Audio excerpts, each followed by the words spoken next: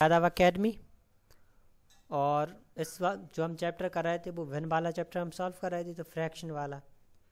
इस वाली वीडियो में जो लैंग्वेज वाले क्वेश्चन रहते हैं, भाषा वाले क्वेश्चंस, वो करेंगे। तो कुछ एग्जाम्पल देखते हैं, उससे थोड़े बहुत कॉन्सेप्ट देखेंगे कैसे करेंगे।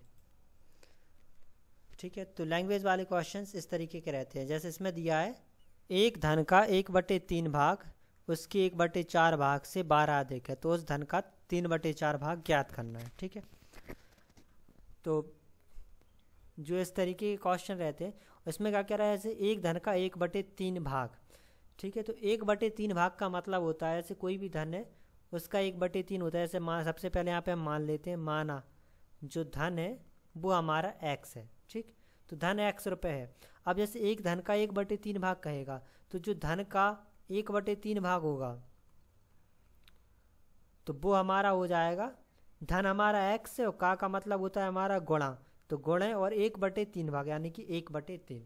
तो जब भी वो कहेगा कि किसी संख्या का 1/3 भाग या 2/5 भाग या कुछ भी कहेगा, तो उसका मतलब उसमें गुणा कर देंगे, गुणे में 1 जितना वो कह रहा है 2/3 कहता उसका मल्टीप्लाई कर देंगे, तो ये हमारा हो जाता है धन का 1/3 भाग। तो धन का 1/3 भाग यानी कि x में 1/3 का गुणा, तो x/3 इसका 1/3 भाग हो जाएगा।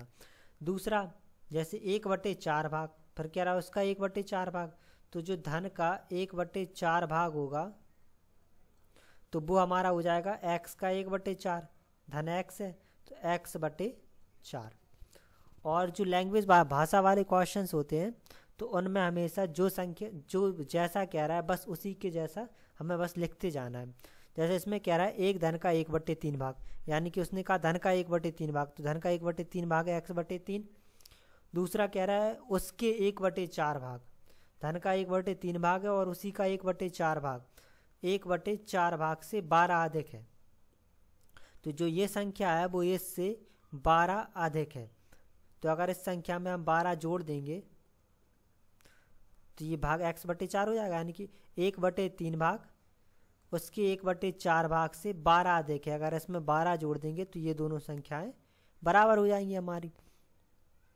ठीक है, तो जो x का 1/3 भाग है, धन का 1/3 भाग है, वो 1/4 से 12 अधिक है। अगर इसमें 12 जोड़ देंगे तो ये दोनों बराबर हो जाएंगे और उनमें उस धन का 3/4 भाग ज्ञात करना है। तो सबसे पहले हम धन निकाल लेते हैं। अब ये हमारी एक इक्वेशन बन गई, समीकरण बन गया, ऐसे हम सॉल्व कर लेंगे। तो इस x/4 को यहाँ पे ले आएंगे तो x/3 माइनस का x/4 बराबर में हो जाएगा 12। एलसीएम लेंगे तो ये 12 आ गया, 3 का जाएगा 4 बार में, तो ये 4x माइनस का ये हमारा हो जाएगा 3x बराबर में हमारा 12। 4x में से 3x घटा देंगे तो x/12 बराबर में आ गया 12।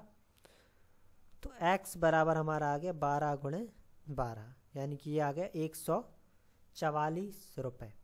तो जो धन है वो निकाल लिया हमने 144। अब उसके बाद वो कह रहा है धन का 3/4 भाग हमें निकालना है। तो जो धन का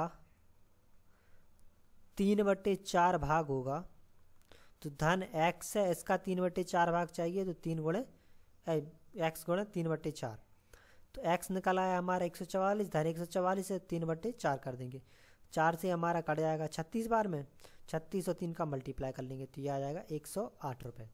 तो धन का 3/4 भाग होगा वो हो जाएगा 108। तो जब भी भाषा वाले क्वेश्चन हो तो जो वो कह रहा है बस हमें वही के वही लिखते जाना है मैथमेटिकल फॉर्म में, बस वो सॉल्व हो जाएगा कोई भी क्वेश्चन हो। अब जैसे इस क्वेश्चन में देखते हैं, इसमें क्या रहा है किसी कक्षा में 2/3 भाग विद्यार्थी उपस्थित हैं। ठीक है, तो कक्षा में अगर विद्यार्थी हैं वो हमने मान लिए x है।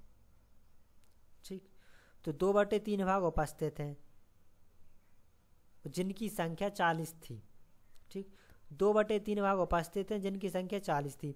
तो सबसे पहले हम देखते हैं उपस्थित, जो उपस्थित छात्र हैं, विद्यार्थी हैं, वो है 2/3 भाग। 2/3 भाग यानी कि x का 2/3, कुल x है और उसका 2/3 भाग उपस्थित है। इसके बाद वो आगे कह रहा है जिनकी संख्या 40 थी, यानी कि जो कुल उपस्थित विद्यार्थी हैं वो है हमारे 40। तो जो 2x का 2/3 भाग है वो 40 के बराबर है। तो अब इसे हम सॉल्व कर सकते हैं। तो ये x का 2/3 भाग है वो 40 के बराबर है। तो x बराबर में आ जाएगा हमारा 40 गुणा 3/2, बराबर के उस तरफ ले जाएंगे, ये 20 बार में कट जाएगा तो x बराबर हमारा आ गया 40। तो जो कुल विद्यार्थी हैं वो निकला है 40। अब इसके बाद आगे वो कह रहा है कि यदि कक्षा में 2/5 भाग लड़कियां हैं तो लड़कियों की संख्या में ज्ञात करनी है। तो जो लड़कियां हैं, लड़कियों की संख्या है वो कह रहा है विद्यार्थियों का 2/5 भाग है, यानी कि कक्षा में 2/5 भाग हैं तो x का 2/5 हो जाएगा। तो x कुल विद्यार्थी हैं 60, 60 का 2/5, ये 12 बार में कट जाएगा तो ये हमारा हो जाएगा 24। तो जो लड़कियों की संख्या होगी वो हमारी आ जाएगी 24। अब इसी तरीके से जैसे इसमें कह रहा है कि भिन्न 4/7, यानी कि 4/7 एक भिन्न का कौन सा भाग उसी में जोड़ दिया जाए कि 1 सही 1/14 प्राप्त हो जाए। ठीक है, तो हमने मान लिया माना कि x भाग जोड़ दिया जाए। तो हमने मान लिया कि भिन्न का x भाग जोड़ दिया जाए तो ये संख्या है वो x प्लस का 1/14 हो जाएगी। अब सवाल पढ़ते हैं, इसमें क्या कह रहा है कि वो भिन्न का 4/7 का कौन सा भाग उसी में जोड़ दिया जाए। तो भिन्न हमारे पास 4/7 है और इसी संख्या का xवां भाग जोड़ दिया। वो कह रहा है हमसे x कौन सा भाग जोड़ दिया जाए, हमने मान लिया कि xवां भाग जोड़ दिया जाए। तो संख्या का xवां भाग हो जाएगा 4/7 और इसका गुणे x जो भाग निकालना है। अब इसी में वही संख्या जोड़ दी तो जो योगफल है वो 1 से 1/4 हो जा रहा है, 1/14। तो ये हमारा हो जाएगा 1 सही 1/14। अब इसे हम आराम से सॉल्व कर सकते हैं।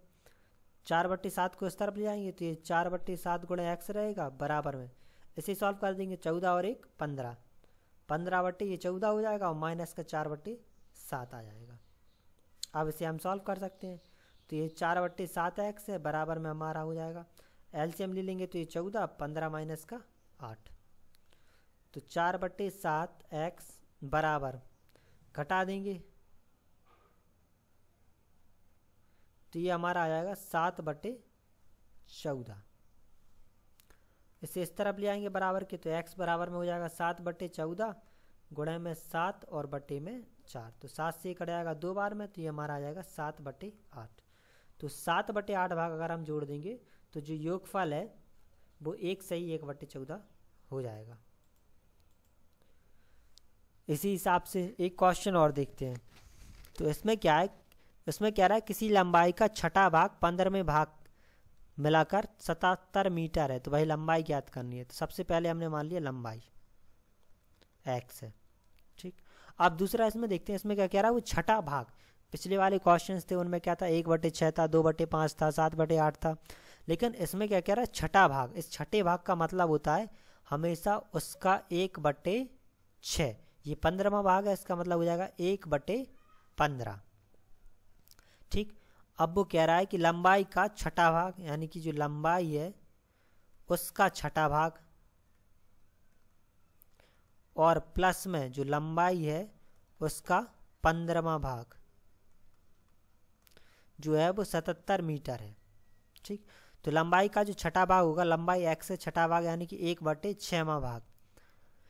फिर और जो 15वां भाग है तो 15वां भाग हो जाएगा लंबाई का, लंबाई x है, इसका 1/15, दोनों मिलाकर है 77 मीटर। अब इसे हम सॉल्व कर सकते हैं, एलसीएम ले लेंगे। तो ये हमारा x/6 है, ये x/15, एलसीएम ले लिया तो ये हमारा आ जाएगा 30।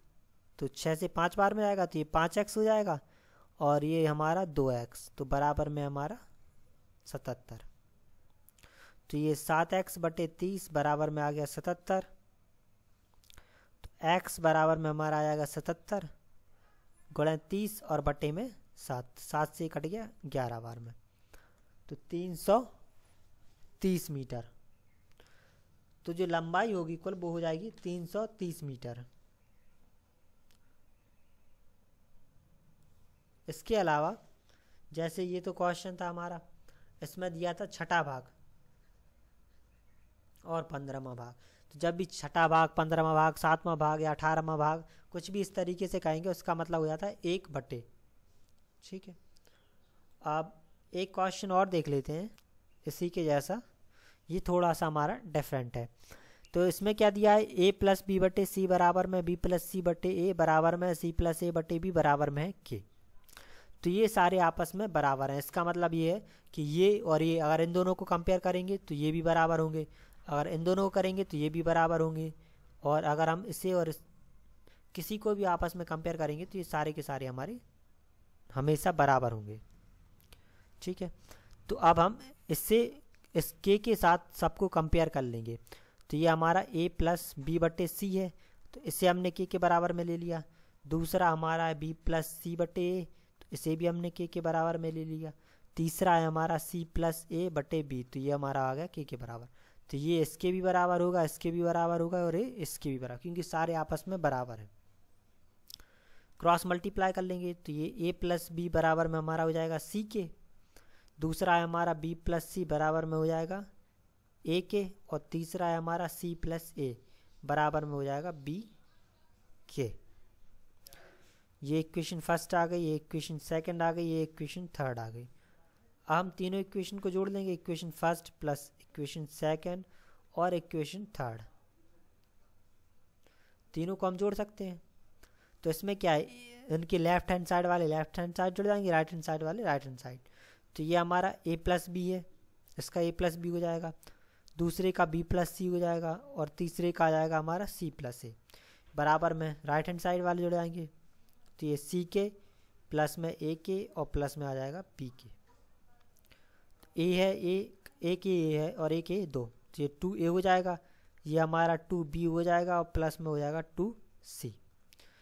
इन तीनों में k कॉमन है तो k कॉमन ले सकते, तो ये बचेगा हमारा c प्लस a प्लस का b, इसमें से 2 कॉमन ले लेते हैं तो ये a plus B plus c बराबर में आ जाएगा k। रीअरेंज करके लिख लेते हैं a प्लस बी प्लस का c, तो ये a plus B plus C से a plus B plus C cut जाएगा, तो 2 बराबर आ गया k। तो जो k का मान है वो हमारा आ जाएगा 2। ठीक, तो ये था हमारा भिन्न वाला चैप्टर। अब अगली वीडियो से हम एक नया चैप्टर शुरू करेंगे। Thank you.